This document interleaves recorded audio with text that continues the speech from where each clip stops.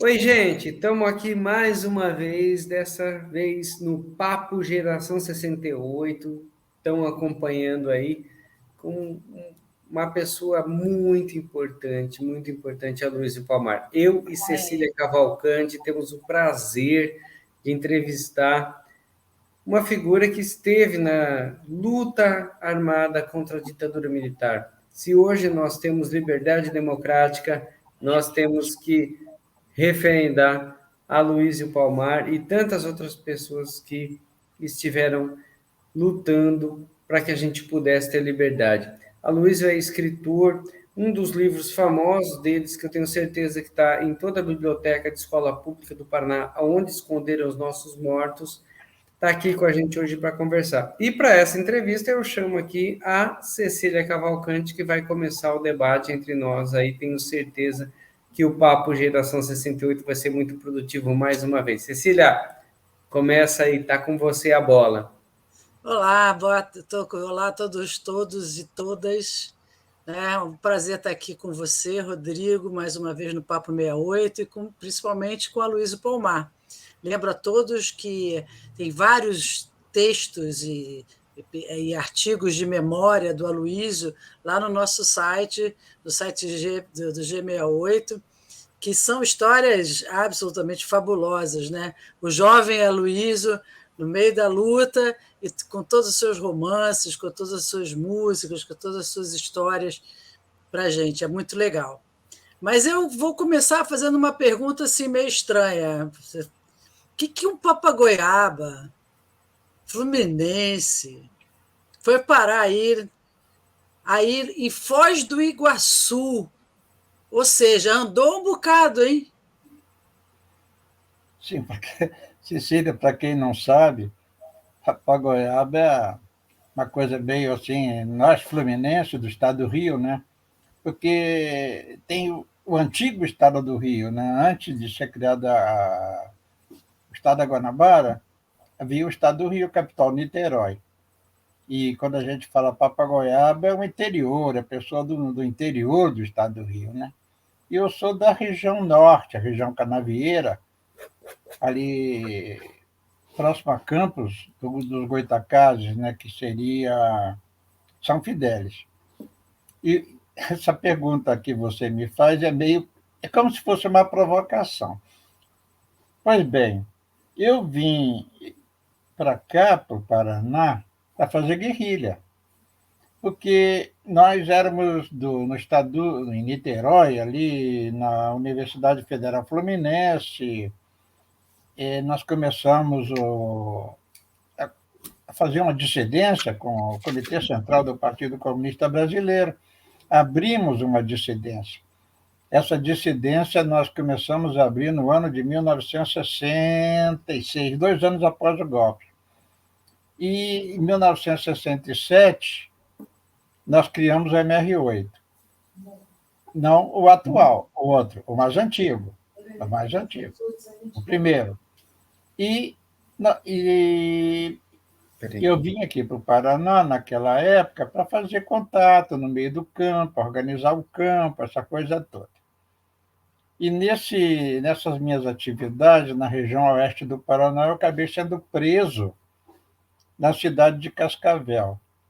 E aí começa aquela coisa de prisões, de quartéis, de Senimar, e Curitiba, e Rio de Janeiro, São Paulo, ou seja, preso político é assim, é levado para um lado e para outro, e cada local que chega é uma sessão de tortura, aquela coisa toda.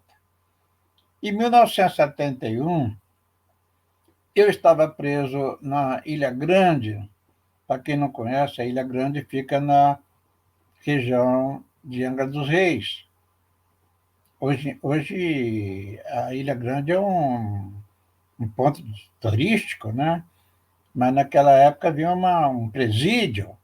Eu estava no presídio da Ilha Grande, quando saí graças a uma ação revolucionária da Vanguarda Popular Revolucionária, VPR, no comando do capitão Carlos Lamarca, que nos tirou da prisão em troca do embaixador da Suíça no Brasil.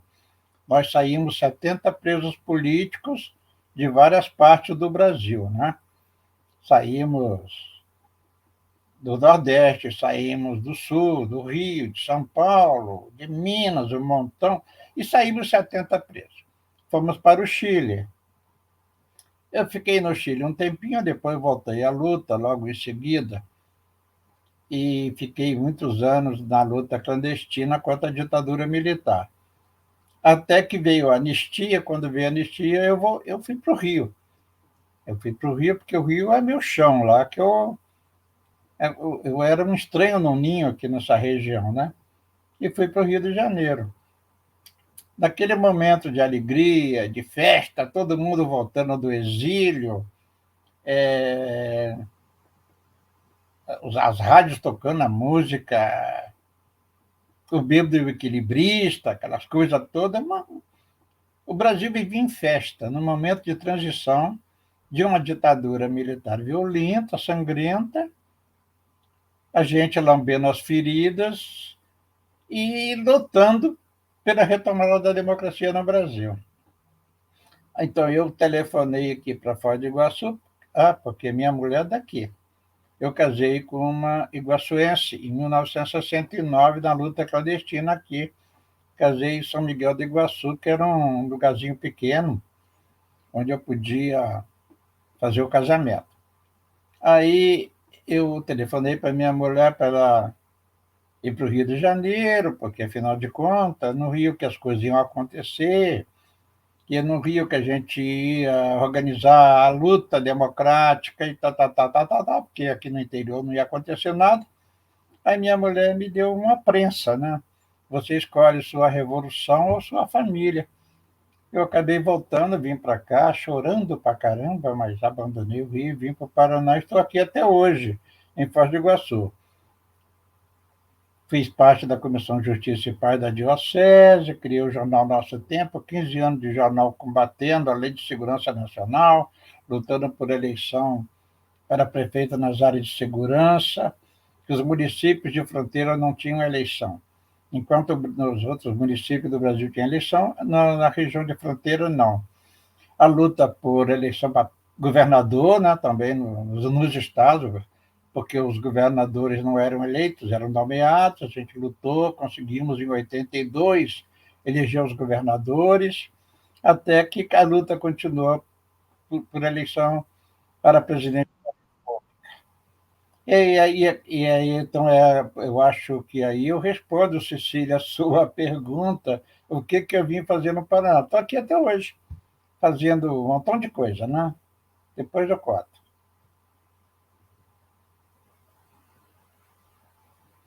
Fazendo site Documentos Revelados, fundei o Centro de Direitos Humanos e Memória Popular, e agora nós estamos com o Lugar da Memória em Curitiba, com o Comitê Memória, Verdade e Justiça do Estado também. Ou seja, a gente está sempre fazendo alguma coisa, porque nós somos de uma geração muito inquieta, apesar da idade, a gente não para, né? Sempre escrevendo essas coisas aí, preparando um novo livro. Essa é a nossa luta, essa é a nossa luta. Ficou claro? Claríssimo, nossa, você já tá mais aí já tem quase um sotaque assim que eu sinto, né, meio gaúcho do que Eu sou cidadão iguaçuense, é, a Câmara Municipal me deu um título de cidadão honorário. Eu sou, eu sou cidadão da cidade. eu queria, Já sou paranaense. eu queria lhe perguntar, porque você trabalha hoje, quer dizer, com essa questão da memória, né, escrevendo e fazendo as coisas e tal. E assim,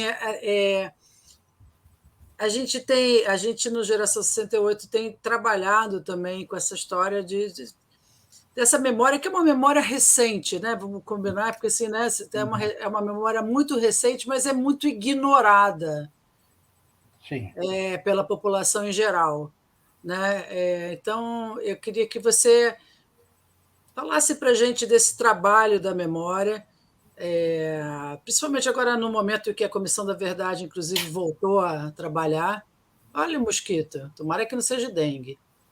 Já matei. E, e essa importância da gente colocar a memória, porque a memória dessa história tão recente é importante para os jovens dos dias de hoje. Veja bem, Cecília, no ano de 2013, 2013 é assim como se fosse um marco, né, que começou toda essa coisa aí. Então, foi no ano de 2013, 2014, nós fizemos uma audiência pública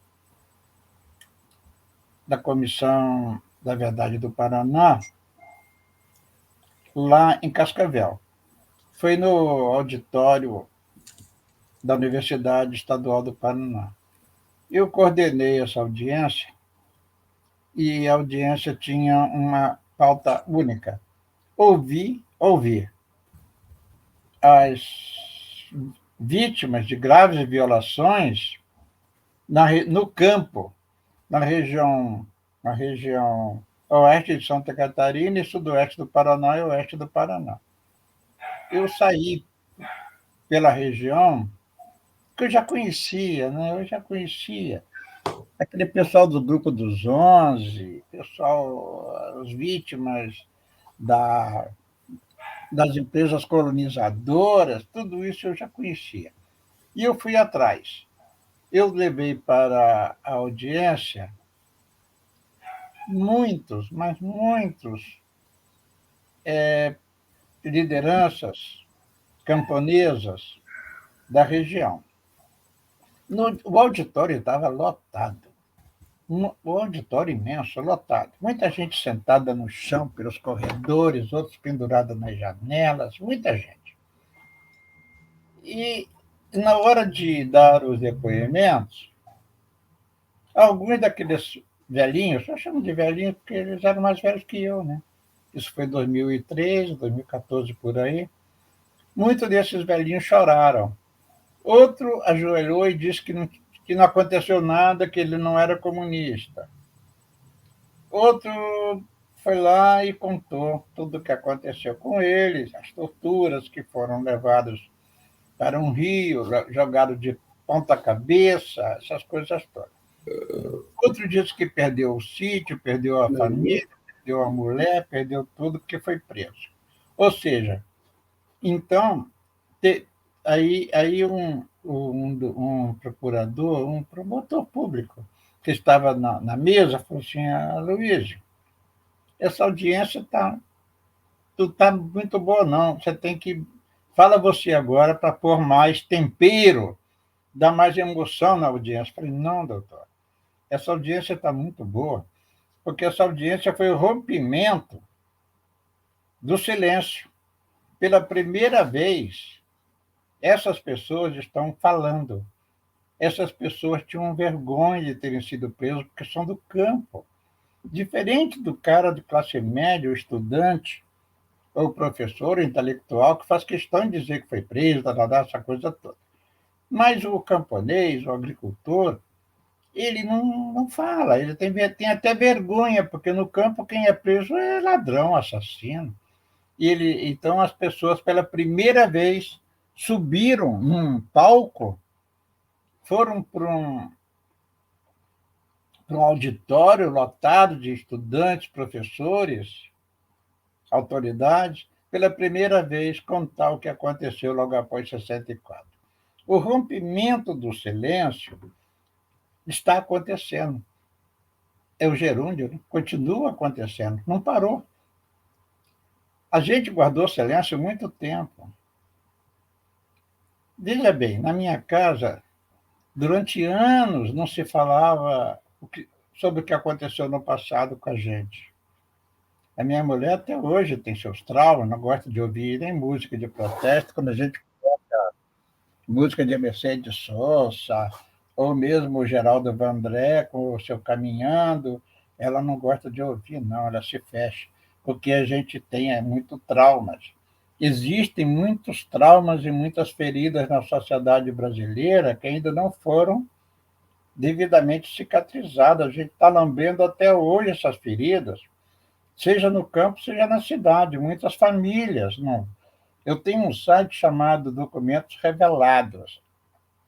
Esse meu site são documentos do período da ditadura, documentos da resistência. Eu recebo muita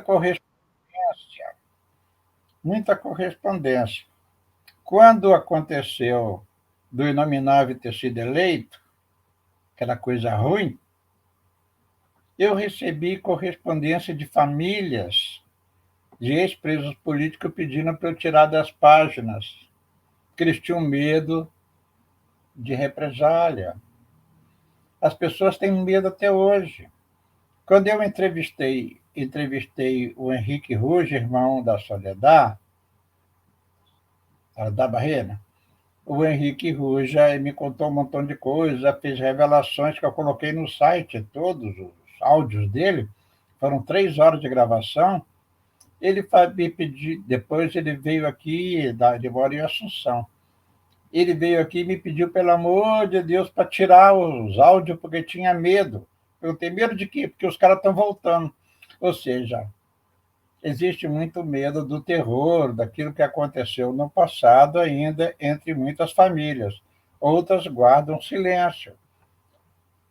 Na minha pesquisa em busca dos desaparecidos políticos, em alguns lugares onde eu fui, fecharam a porta e fecharam a janela na minha cara, dizendo: nós não queremos falar nada sobre isso, não queremos falar do passado. Ou seja, as pessoas ainda têm medo. Por isso é necessário estar sempre revivando a memória, discutindo a memória, porque a história ainda não está completamente revelada. Temos muita coisa para ser revelada e todos os dias nós temos alguma novidade. Alguém falando, alguém revelando, alguém se abrindo, alguém rompendo com o silêncio. Aloísio, Diga. um prazer você estar aqui, sabe? Está muito legal essa conversa. Quando você escreve Onde Enterraram Nossos Mortos, é um título aí muito forte, né? Mas joga a responsabilidade para as forças de segurança, para quem fez isso. Quando você faz isso, escreve esse livro, você sabe onde foi enterrado, onde pode ter sido enterrado? A gente pode partir de alguma coisa ou não, assim, ou está tudo nebuloso. Você escreveu pensando na possibilidade daqui um dia possa aparecer. Joga a responsabilidade para cima dos generais que comandaram o país, os presidentes desde Castelo Branco, passando por Costa e Silva, Garrasta Azul e Figueiredo, né? Passando por todos esses generais e os seus escalões inferiores, né? Os ministros, que inclusive ministros que estavam lá e que continuam aí, como Delfim Neto, Romeu Tuma, que morreu, mas agora na democratização foi senador da República, todos eles são responsáveis, porque os documentos desclassificados dos Estados Unidos, num dos documentos está ali dito, isso aí teve ampla publicidade, que o general Costa e Silva teria dado ordem de matar e sumir. Não é isso? Mate ele e não deixe vestígios, né? Então, existe uma responsabilidade. Quando eu fiz o título, jogando essa responsabilidade para cima do Estado brasileiro, que é responsável pelos desaparecimentos, pelo crime continuado do desaparecimento, que é crime continuado que não foi anistiado, não tem perdão, são criminosos, todos eles. Desde os maiores até o ratinho, o guarda da esquina, como o tenente Expedito aqui de Foz do Iguaçu, que era tenente do batalhão e que queria me processar porque eu acusei ele de ser torturador, de fato, ele torturou a mim, no primeiro batalhão de fronteira de Foz do Iguaçu, torturou a Isabel Fávero, que é professora em Pernambuco atualmente também, no primeiro batalhão de fronteiras, o André Fávero também, que já está falecido. Então, essas pessoas, alguns morreram, outros estão vivos, e são responsáveis por essas graves violações aos direitos humanos. Onofre Pinto foi preso no Parque Nacional do Iguaçu, levado para uma casa da morte, aqui de Foz do Iguaçu, uma casa do Exército clandestino, e aí, depois de ter sido torturado durante dias, mataram ele com uma injeção de Shelltox, aquela injeção que mata cavalo, abriram o abdômen dele, colocaram ferro em alguma coisa e jogaram dentro de um rio em Santa Helena, aqui na região. Onofre Pinto foi um dos fundadores do movimento nacionalista revolucionário e da vanguarda popular revolucionária. Esse crime aqui da região, quando os remanescentes da vanguarda popular revolucionária entraram no Brasil, vindo do exterior, isso e foi assassinato a sangue frio, eles estavam desarmados, todos eles desarmados, foram levados para dentro do Parque Nacional e ali foram assassinados a sangue frio. Fizemos várias expedições, 4 expedições em busca de vestígios. Nós sabemos as circunstâncias das mortes, mas não localizamos o local onde eles foram enterrados. Não localizamos durante as 4 expedições, porque a única testemunha que nós tínhamos, ele era orientado a não contar a verdade.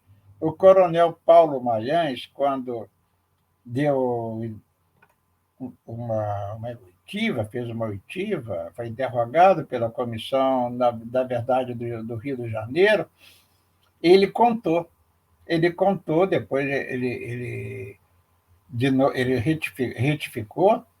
ele ratificou na audiência da Comissão Nacional da Verdade que, de fato, foi o Centro de Informações do Exército, CIEX, no exterior, Centro de Informações do Exército no exterior, que atraiu os 6 companheiros para uma emboscada. E eles foram assassinados e desapareceram com os restos mortais. Puxa vida, que absurdo. Que absurdo. As famílias até hoje não sabem o que aconteceu, como morreram, onde estão enterrados. No dia de finado tem que... As famílias geralmente vão no cemitério, acender uma vela, essa coisa toda, para honrar seus mortos. Mas a Lilian Rui já não, que é irmã do Henrique. A filha do Onofre não sabe onde está o seu pai.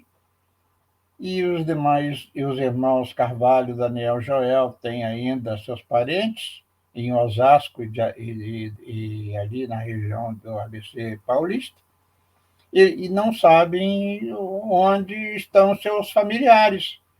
A minha luta foi em busca desses companheiros, né? A partir daí que eu escrevi o livro, porque eu estava, nesse período, em 1974,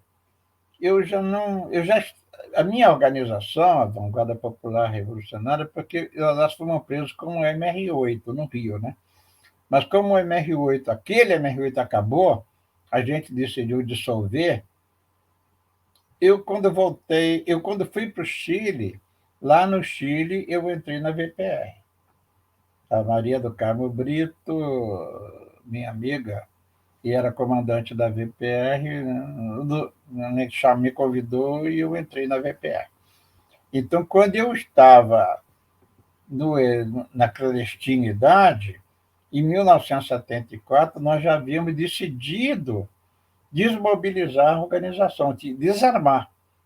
Até 1974, a nossa tática de luta era luta guerrilheira, luta armada, tudo isso, até 1974. E até 1973. Quando houve o golpe no Chile, que derrubou o presidente Salvador Allende, nós decidimos desmobilizar tudo e retomar a luta pelos meios institucionais. Ou seja, a organização foi desarmada e desmobilizada em 1973, quando caiu Allende e o Chile deixou de ser aquele santuário dos exilados políticos. A maioria dos companheiros já foram embora, né? Uns foram para Cuba, outros foram para a Europa, outros aqui pela América Latina e América do Sul. Eu não podia ir para lado nenhum, porque como eu era banido, eu não tinha documento.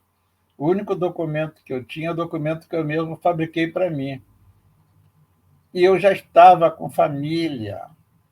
O pior de tudo, a minha grande falta de responsabilidade é que eu, em 1973, eu mandei chamar minha mulher e ela foi para lá onde eu estava.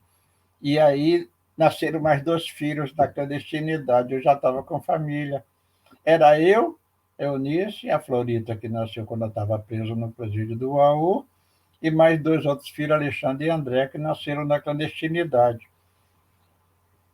Era uma irresponsabilidade, porque eu era muito inquieto, hoje eu estou mais sossegado, e, e apesar da VPR ter sido desmobilizado, eu fazia muitas coisas com o ERP, né? O Exército Revolucionário do Povo da Argentina. Eu estava em contato. E algumas coisas aconteceram, alguns incidentes aconteceram na região, e eu estava muito queimado e com medo também, não é? E muito medo que acontecesse alguma coisa comigo, com minha família, muito medo. Os alienamentos, que são as batidas policiais, aconteciam volta e meia. Eu tinha uma boa fachada. Eu era um empresário, bem-sucedido. Eu era fabricante de soda de sifão, assim, de pôr no vinho. Não sei se vocês conhecem. Viu, Luiz? Mas... Então, eu tinha fábrica de soda, de distribuição de bebida, então eu era empresário. Então, quando a gendarmeria entrava no meu negócio, ele via que eu era um empresário, uma casa cheia de criança chorando para todo lado, era tudo pequenininho. Minha mulher fala muito bem o espanhol. Bom disfarce, né, Luiz? Quê? Era um bom disfarce, né? Era um excelente, mas mesmo assim eu fiquei com muito receio, né? E eu fui para Buenos Aires fazer um contato com alguém aqui do norte do Paraná, porque nós tínhamos algumas bases e eu estava dissolvendo, né, pessoal? Cada um cuida da sua vida daqui para frente, né? Acabou. Daqui para frente, o Chile caiu, a VPR acabou e cada um cuida da sua vida. Então, um companheiro meu que estava lá na região de Cornélio Procópio, por ali, eu mandei um emissário chamá-lo, e eu fui falar com ele em Buenos Aires, porque na minha região eu não fazia contato com ninguém, né? Mas, Aloysio, segurança, diga. Nesse momento, a van caiu, não tem para onde fugir. O Brasil não tinha como pegar e trazer para cá e tentar formar um núcleo aqui, uma célula aqui? Que célula? Não, essa época tava bem mais. Essa época que o Luiz está falando estava bem mais dura, né? A ditadura. Não, 74. Como nós no final do Médici, né? Era final de Médici, não, já era Costa e Silva.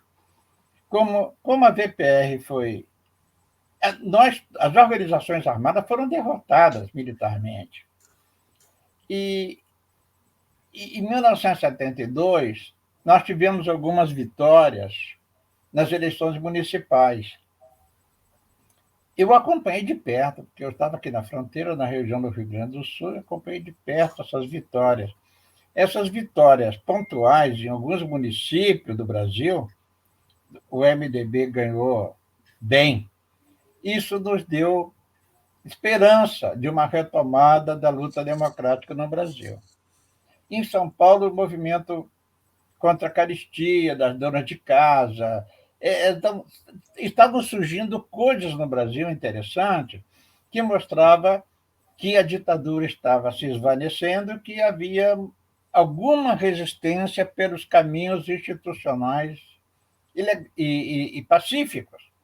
Então, naquele momento, qualquer ação armada nossa iria fortalecer a linha dura da ditadura. Então, nós decidimos desmobilizar totalmente e retomar a luta pelos caminhos institucionais e as ferramentas que o próprio sistema nos dava de luta. Ou seja, nós viramos partidão. Quem não sabe partidão era o PCB. A gente havia saído do PCB por discordar da linha pacifista e nós, no final, viramos pacifistas. Mas são as conjunturas, né, que vão mudando. Você está falando uma coisa, Luiz, que, desculpe interromper, mas é que me chamou a atenção, porque o golpe no Chile é em 73, e você está falando de 74 no Brasil, que a gente já estava aí com 10 anos de ditadura, e em 74 assume o Geisel, né, no governo brasileiro. Ou seja, em 74 a gente entra no Geisel, na realidade... Em 73 acaba o governo do Médici, né? Que foi, eu acho, o mais duro. Eu até esqueci do alemão. Você esqueceu do alemão, né? Quando eu falo em 74, é porque foi em 1974 que os companheiros da VPR entraram no Brasil. Essa armadilha no Parque Nacional foi em 1974, alguns meses, o golpe no Chile foi em setembro, e eles entraram em julho de 74. Exatamente. Então, quando eu fui fazer esse contato em Buenos Aires em 74, eu fui convidado para entrar nesse grupo. Mas nessa altura do campeonato, eles me viram assim, de repente, na rua e me convidaram. Foi a Nof Pinto e outra pessoa.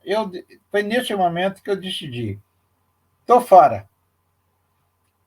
Já estava tudo desmobilizado, eu estava desmobilizando o norte do Paraná. Eu era um vendedor de soda, de vinho e de refrigerante, fazia minhas coisas clandestinas, continuava clandestina, com uma excelente fachada, mas eu já estava com com o pé dentro do Brasil e na luta institucional naquele momento. 74. Permaneci até 74, 75, 76, 77, 78, eu começo a pensar em voltar. Quando o banimento cai, a lei do banimento cai, em 79, eu decido, com a anistia, entrar no Brasil e ficar no Rio de Janeiro. Foi então que eu fui para o Rio, fiquei clandestino até sair a anistia, daí voltar para Foz do Iguaçu. E aí que eu começo a busca a esses companheiros que desapareceram. Nós temos no Brasil muitos desaparecidos políticos. Eu tenho os meus desaparecidos, aquele grupo da VPR, que eram meus companheiros no Chile e foram presos no Parque Nacional do Iguaçu e assassinados. Esse seria digamos assim, a pauta do livro. Você fala do livro, né? Eu faço essa provocação de onde foi que vocês enterraram nossos mortos. Eu fiz a pesquisa, a busca aos desaparecidos políticos, mediante credencial da Comissão sobre os Mortos Desaparecidos Políticos do Brasil. A Comissão sobre os Mortos Desaparecidos funcionou durante muitos anos junto à Comissão, ao Ministério dos Direitos Humanos, né? Na época, eu fui credenciado a buscar os documentos da ditadura, pesquisar, entrar dentro das delegacias de Polícia Federal, Polícia Civil, Exército, Marinha, Aeronáutica, não deixaram. Mas já naquela época, tivemos uma permissão bastante limitada de buscar nos arquivos pistas que nos levassem a localizar os corpos dos desaparecidos políticos. Foi aí que eu comecei a fazer essa pesquisa e fui fazer trabalho de campo em busca dos desaparecidos políticos na região noroeste do Rio Grande do Sul, aqui no Paraná. Fiquei um tempão morando em Capanema só para buscar os desaparecidos políticos, e aí que eu decido escrever o livro que conta como foi toda essa caminhada em busca dos desaparecidos, como foi que eu descobri por onde eles entraram, quem participou da matança, ou seja, foram esclarecidos as coisas que até então, até 1970, 2000, 2005, 2004, 2003, 2004, essa questão dos desaparecidos políticos da VPR ainda não havia sido esclarecida. Foi então que eu lancei o livro contando as lutas sociais, um pouco da minha caminhada, porque eu nunca escrevi minhas memórias, não. Agora que eu escrevi para vocês aí da geração 68, algumas coisas relacionadas ao golpe, antes do golpe, né? Ao período pré-64. Mas o período pós-64, minha prisão, torturas, essa coisa, exílio, vida clandestina, eu só escrevi um pouquinho no livro, porque também eu fiquei muito tempo com dificuldade para contar. Fiquei algum tempo com dificuldade para contar, porque a minha trajetória é diferente de quem foi para a Europa. Eu falo sempre isso, e quem foi para Cuba. Veja bem, quem foi para o exterior, após o golpe do Chile, vivia na colônia brasileira, tinha contato com o Brasil permanente, falava português, fazia palestras a favor da anistia, participou de lutas pela anistia. Todos tiveram militância no exterior. Dessa forma aí que eu estou falando. Eu não. Eu fiquei clandestino, sem poder sair de onde eu estava, não podia nem sair da cidade, porque ir para a estrada é perigoso para ter uma batida policial. A única vez que eu tentei sair, dei de cara com uma chacina chamada de Margarita Belém, onde foram assassinados vários jovens da esquerda católica na província de Resistência, no Chaco, na província do Chaco, na Argentina. Então, eu fiquei alguns anos sem sair de onde eu morava. Mal e porcamente ia para o centro, às vezes ia para o centro com muito cuidado. Ou seja, eu tinha uma vida. A gente não falava dentro de casa, não podia falar com os vizinhos sobre isso. Eu deixei muitas amizades com o meu vizinho. Eu ia tomar chimarrão, tomar mate, né? Comer churrasco, pescar na beira do rio, com meus vizinhos. Com meus vizinhos eu tinha muita amizade. Eu sou padrinho de muitas crianças da época, porque eu batizava, eles me levavam as crianças para eu batizar. Eu tinha uma vida normal. Eu não tinha uma vida de político, entendeu? Assim, clandestina, isso não. Eu tinha uma vida normal, conversava com todo mundo, batia papo. Eu só não ia à festa. Baile, essas coisas, eu não ia, porque é um local perigoso. Não faz muito tempo, eu fui com um grupo de amigos, Zenádio Machado e outras pessoas, nós fomos a um dos lugares onde eu vivi. Chegamos, eu falei, vamos lá, que eu acho que eu conheço. Chegamos lá, bati palma, veio uma mulher me atender. Aí ela falou, André, brasileiro de merda, você está vivo? Era uma companheira daquela época. Não, companheira não, uma vizinha. E eu falei, mas sim, por que você fala isso? Você sabe o que eu fazia aqui na região? Sim, nós sabemos que você era guerrilheiro. E quem te contou isso? Ainda perguntei. Foi papá, foi o pai. Quer dizer que seu pai sabia? Sim, papai. Mas como que seu pai sabia? Pelo doutor, não sei das contas. E eu pensando que eu estava clandestino, mas, na verdade, O doutor abriu o bico, o pai da moça ficou sabendo e a moça também. Ó. E a moça falou assim: sim, André, a gente convidava você, ela e as irmãs, umas moças bonitas, morenas, altas, né? Elas iam me convidar para ir no baile. E eu falava: não posso. Toda vez que elas iam me convidar, eu dizia que estava com dor de barriga, dor de cabeça, não sei o quê. Sempre uma desculpa. Aí, quando eu fui lá visitar, depois de muitos anos, eu fui visitar essa vizinha, ela falou, e nós pensava que tu era maricom. Maricom é gay, né? E nós pensava que você era maricom, porque você não saía. De fato, eu não saía. Eu morava sozinho.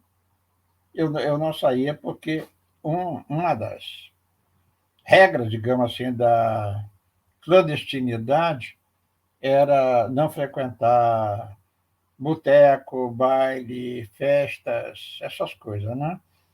E graças a isso eu sobrevivi e agora estou aqui contando essas coisas para vocês, né?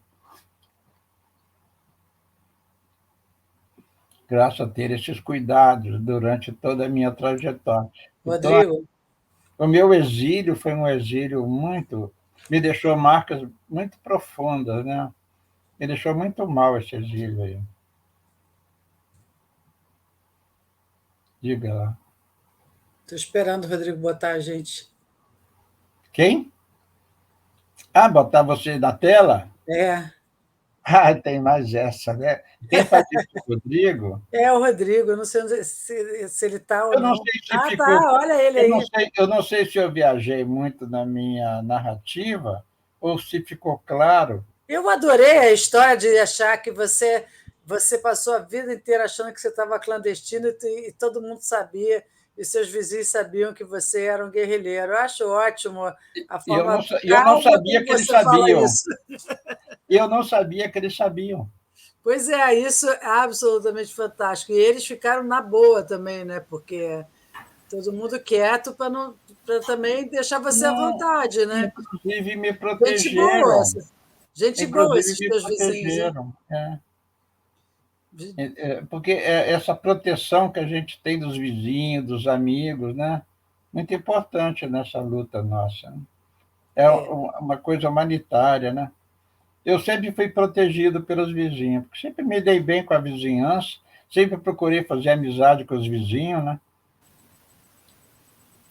Aloysio, nós estamos já 30 minutos que a gente costuma fazer no Papo 68, mas quando a gente recebe uma pessoa como a Luísa Palmar, não dá para a gente, né? A gente divide em dois, três se for o caso. Eu tenho uma dúvida, assim, Diga lá. porque eu não sou do Paraná, eu fui para o Paraná, daí eu fui lá em Foz e tal, assim, né? E você escreveu Onde Enterrar Nossos Mortos, né? Que é um livro forte e que eu li e tudo mais. A dúvida minha, para colocar aqui na mesa, você optou pela guerrilha no momento que tinha que ter uma opção. E a ditadura estava pegando. A dúvida que eu tenho hoje e que eu não. Eu acho que vou optar pelo seu caminho sempre, né? Pela luta, se for o caso, se tiver que ser pela luta armada. Mas valeu a pena? O que que você acha assim em relação ao que você tem hoje como homem, como Aloysio, escritor e tudo mais? Você acha que valeu a pena? Qual o balanço que você faz da sua vida? Eita, Rodrigo, Estranha essa pergunta, mas essa foi difícil, hein? A Luiz, só para constar que nós estamos aqui com 2-1, porque eu sou pacifista. Eu não, sou. acontece que 1964 foi uma porrada. Olha, eu era, eu era um dos coordenadores do Plano Nacional de Alfabetização de Adultos, PNA, na Baixada Fluminense. Eu estava entusiasmadíssimo com aquele negócio de alfabetizar 10 milhões de brasileiros. O projeto era muito bom, a coisa mais linda. Ir lá para o interior, para Nova Iguaçu, Caxias, Vila dos Teles, não sei o quê, Nilópolis, e falar com o povo e montar de escolinhas de alfabetização no programa Paulo Freire. Eu estava muito entusiasmado com aquilo, entusiasmado com aquilo tudo que estava acontecendo no país. Eu acreditava que era possível que a coisa estava acontecendo. De repente vinha aquela porrada no dia 1º de abril, pá. E a gente tem que fugir, se esconder. E não houve resistência, nenhuma resistência. Aquilo ali, foi terrível. Então, nós ficamos no ano de 1965. A opção pela luta armada não é uma coisa assim que surgiu, um impulso juvenil, nada disso. Nós ficamos 3 anos debatendo, 3 anos discutindo, noite adentro, madrugada, em aparelhos clandestinos. A gente tinha reunião num sítio lá em Nova Iguaçu uma vez, outra vez em Nova Friburgo, outra vez em Teresópolis, outra vez lá em São Gonçalo. A gente fazia clandestinas direto. Ficamos 3 anos debatendo o caminho qual era o caminho, qual era a solução, qual era a saída. Alguns optaram pela luta de massas. Não, vamos colocar o povo na rua, vamos fazer insurreição armada. Outros fizeram opção pela luta institucional, como partidão, e até o próprio pessoal que foi para o PCBR, depois, antes. Quando nós fizemos opção pela luta armada, porque nós não tínhamos caminho. Ou a gente ia para casa, ou a gente ficava estudando, nos formar, fazer lá meu curso, ia terminar o curso e tal, ou a gente ia comprar um carro e ter vida de playboy, ou fazer uma opção pela resistência. Nós não tínhamos outra saída naquele momento. E cada vez o sistema estava fechando. Em 1966, 67, nós fizemos comícios relâmpagos. Nós fizemos pichação de muro, panfletagem clandestina de cima dos prédios, jogar panfleto. Fizemos muito disso. Até chegou um ponto que toda vez que a gente ia fazer uma manifestação pública, qualquer tipo da luta pela democracia no Brasil, vinham os brucutus da polícia, da repressão, descendo o cacete na gente. Na minha faculdade, eu fui colar um cartaz contra a guerra do Vietnã, clamando pela paz, pela paz, P-A-Z. E os policiais do DOPS chegaram golpeando a mim e o Sebastião Cruz, que hoje é catedrático lá na Unicamp, né? Então, desceram o cacete na gente. Veio o AI-5 dos estudantes, o 477, e ameaçando de expulsão quem falasse em política dentro da faculdade. Política era você ser contra a guerra do Vietnã, política era publicar um poema de Brecht ou até do Vinícius, Operário em Construção, um troço extremamente subversivo. Então, qual é o nosso caminho? Che Guevara estava na África. Che Guevara, em 68, estava na Bolívia. Os Vietcongues derrotando os Estados Unidos no Vietnã. Em Paris, os estudantes assaltando o Estado, assaltando os céus, mostrando que era possível. Nos Estados Unidos, a luta pelos direitos civis. Guerrilha pipocando em El Salvador, na República Dominicana, com Camanho, na Nicarágua, na Venezuela, na Colômbia, em toda a América Latina. E nós aqui, buscando um caminho. Até que a gente decidiu lá em Niterói, não, vamos partir para a luta armada. Já chegou, nós estudamos muito, debatemos muito. E quando nós decidimos, nós cometemos um erro, ou não, talvez tenha sido um erro. Nós dispensamos toda a base de operários que nós tínhamos. Porque o operário, com raríssimas exceções, ele tem conta de luz para pagar, tem a água, tem o colégio das crianças, ele trabalha, pô, ele não pode abandonar a família. Nós não, éramos estudantes, livres e soltos, decidimos partir para a luta armada. O MR8 em Niterói tinha uma base operária frágil, mas tinha alguns operários navais, dos estaleiros navais, e nós viemos para o oeste do Paraná. Outro grupo ficou no Rio fazendo ações armadas no Rio. Ou seja, a opção pela luta armada foi uma opção que foi sendo amadurecida durante anos. Foram precisos 3 anos para a gente chegar a esse nível de luta. Nós não queríamos, a gente não queria. Rigorosamente, nós não queríamos.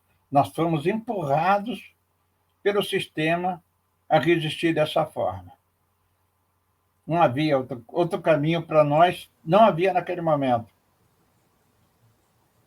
A repressão nos levou a essa caminhada aí que não era o que nós queríamos. Eu não A história, a história já. Quer dizer, a gente está recontando essa história com vocês que estão aqui, que podem são testemunhas, né? São personagens e testemunhas desse período, e, obviamente, vários grupos e várias opções, cada um foi optando, e, obviamente, a sua opção não é nem maior, nem menor, nem mais uma coisa, foi uma opção consciente, é isso que você está dizendo. Cecília, né? Nós éramos extremamente despreparados. Jovens, né? Hã? Jovens despreparados, jovens que estavam, enfim... Totalmente despreparados. Estudantes. Tudo. Hã? Estudantes. Sim. O manuseio de arma, só quando a gente aprendeu fazendo. A gente não sabia mexer com 38, uma pistola, 9mm. Eu aprendi tudo. Depois eu aprendi. Eu aprendi até a... Eu, quando estava na luta clandestina, eu tinha 5 metralhadoras .9 comigo. Toda noite eu desarmava, engraxava, montava de novo, esperando o dia de usar. Afinal de contas, a gente não usou e caiu na mão da repressão nossas metrancas. Ou seja, a gente não sabia. Quando nós entramos no Parque Nacional do Iguaçu para fazer treinamento de guerrilha, eu nunca tinha entrado no mato, nem nos companheiros. Como que o menino que vem lá de Niterói, tu vem do Rio, tu vem de Brasília, se enfiar no mato? E foi ali, caminhando, que a gente aprendeu também a fazer as coisas, a viver com muito sacrifício, né? Com muito sacrifício. Eu, quando fui preso, eu tenho até vergonha de falar. Diga. Mas tem que falar, né? Nós estamos falando... Fala. Eu, quando fui preso, um policial perguntou para mim: o que tu faz aqui? Eu falei, porque eu tinha uma carteira do estaleiro, não sei que estaleiro que é, costeira, acho que é costeira. Era meu documento de identidade, era um documento de um estaleiro. E aí o policial perguntou: o que tu faz aqui? Eu falei: eu sou comprador de madeira. Sei que bobagem que eu fui falar uma merda dessa. Podia ter falado qualquer coisa, né? Podia ter dito: estou caçando borboleta.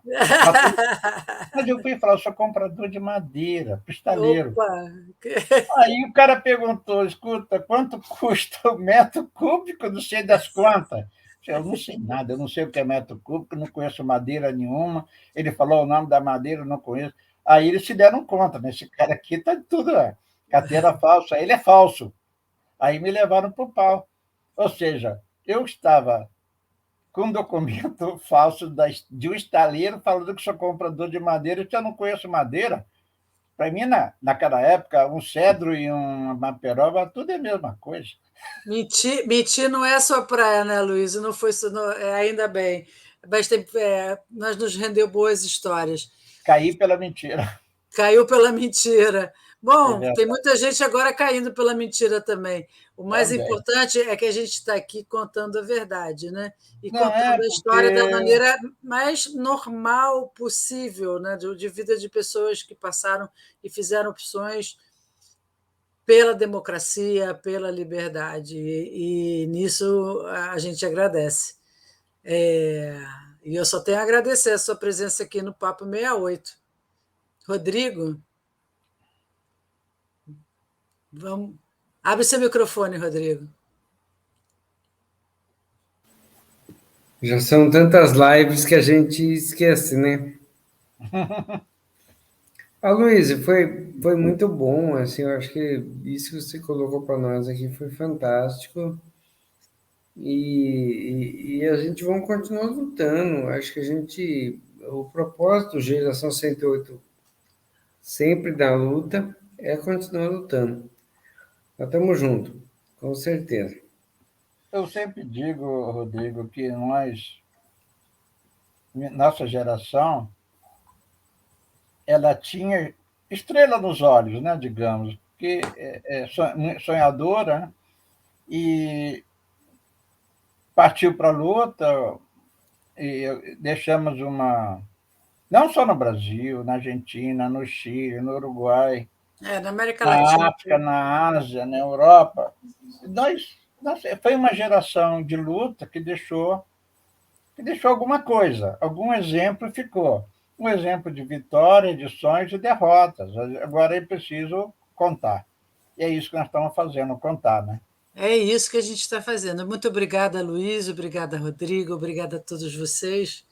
Não Eu que esqueçam de agradeço. curtir e compartilhar o nosso papo. E a Tá, Luísa vai voltar a continuar, vai continuar escrevendo as suas histórias, as suas memórias, e a gente vai estar publicando. tá, Então, tchau. tchau para vocês. Valeu, valeu. Tchau. Rodrigo Encerra Guedes. aí. Tem que encerrar, Rodrigo. Sou eu, né? É você, não sou eu, não. Dessa vez não sou eu, não, é você. Encerra para não ter que, senão eu saio sem permissão, fica feio, né? Não, é porque é o Rodrigo que está pilotando Ele é hoje, o não sou eu. piloto. Geralmente sou eu. Mas assim, Aloysio, vamos fazer mais conversa sobre isso, tá? Não vamos parar por aqui. Vamos aprofundar, porque hoje, como falei, é o resumo do resumo.